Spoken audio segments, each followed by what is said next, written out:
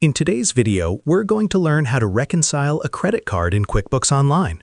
Keeping your credit card accounts accurate is essential for any small business or anyone managing business finances. It ensures your records reflect real spending and helps prevent mistakes. Start by logging into your QuickBooks Online account.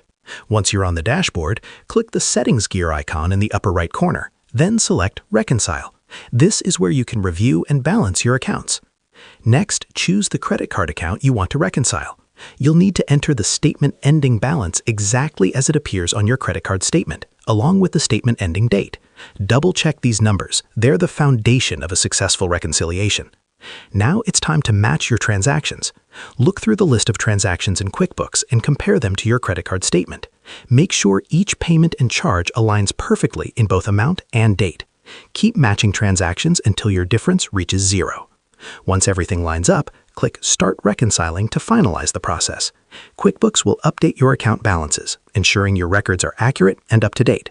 Regular reconciliation helps you maintain a clear picture of your business finances, catch any discrepancies early, and stay confident in your accounting.